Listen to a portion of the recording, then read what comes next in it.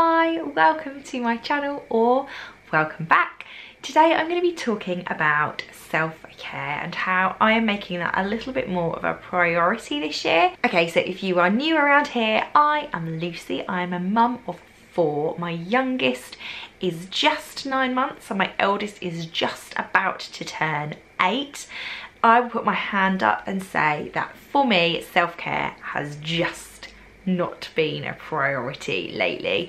I kind of feel like that's the way it should be when you have a little baby in the house, but I feel like I'm coming out the other end of that real like intense newborn baby bit, and I'm ready to find a little bit more time for me. I was very kindly asked to be part of a self-care video by Channel Mum. I will leave the link to that in the description box.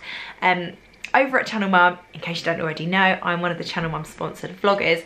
We're trying to put a bit of a push on self-care at the moment. I think it's something that maybe with the new year and New Year's resolutions and stuff, a lot of people will kind of go, do you know what? Need to find a bit more time for me. And they have got some great videos and some great content over there that will give you some kind of tips and help and ideas to kind of get you back up on the to-do list a little bit. For me, as I just said, I feel like I haven't been at the top of my to-do list for a little while. And in a lot of ways, I feel like that's absolutely 100% right.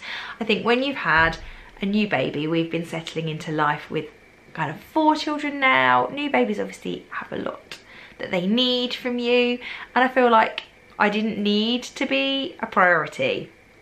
But I also feel like now I need to be setting a good example to my children that I am a priority, and I also feel like I am ready to find a little bit more time for me again. I feel like I've given over the last, 18 months of my life to being pregnant and birthing and then raising a new baby. Obviously still raising a baby and 3 others, but I just feel like there's time, there should be time for me as well. So I'm not saying that I'm nailing it in any way, shape or form, but I thought I would talk about what my focuses are and how I'm going to go about it. So I have got 3 main things that I feel are important for me time.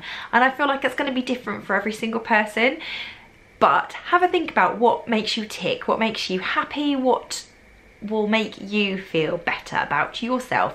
If you can just carve a little bit of time for those things, what would you want to do? So for me, it was threefold. So one of them was pampering. I wanted to just find a little bit of time to pamper myself. I feel like I've earned it. It might sound shallow, it might not be everybody's cup of tea, but I feel like I deserve to be able to spend a little bit of time looking after myself. My second one was exercise. I'm one of these people who really likes to exercise.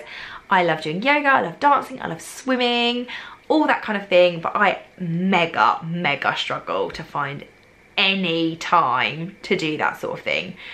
So that was going to be my sort of second focus and priority, and my third one was around creativity. I'm a really creative person. I'm the sort of person I'm always wanting to learn a new skill, I'm always wanting to make stuff, try my hand at things, and I didn't feel like I was getting any time in amongst the kind of daily grind of looking after the kids and looking after the house. I wasn't finding the time to do anything creative, and that's what makes me tick and that's what makes me happy. So how was I going to find time to do these 3 things that make me me and make me tick? So the main thing that I came to realise is that my mega issue with finding time for self-care was finding time for self-care. And I knew that in order to have time for me, I needed to make finding that time a priority, if that makes sense. So this year I am trying to be a lot more organised with my time. I'm a pretty organised person, I have to say.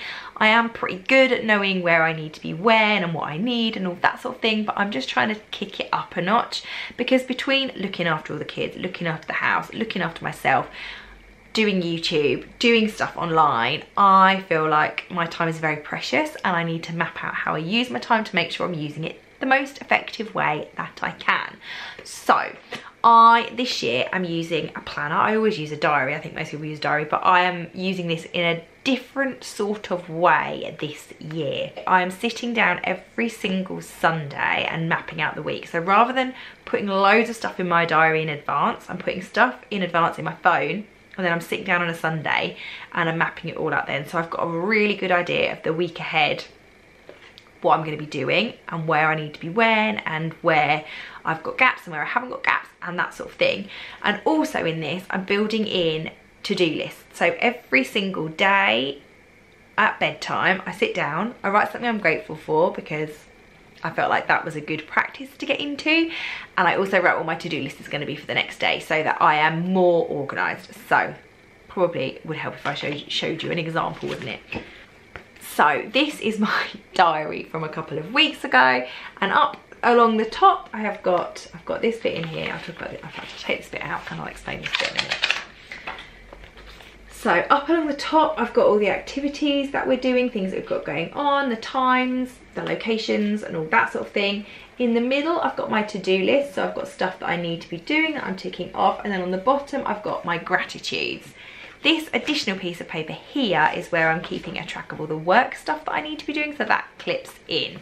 But yeah, I'm just generally finding that if I am more organised with my time and I know where I need to be when, then it's a lot easier for me to map out time for me, and it means I'm being more conscientious about mapping out time for me. You also may have noticed as I was showing you that this is very pretty and creative and crazy, and I felt like that was a way of killing two birds with one stone. So I get really creative about doing my planner every single Sunday so that it ticks that creative box for me. It's a little bit of me time, but it also helps me to be more organised. So that is definitely really helping me to feel like I'm ticking my creative boxes and being more organised, and it's giving me more time for those other things.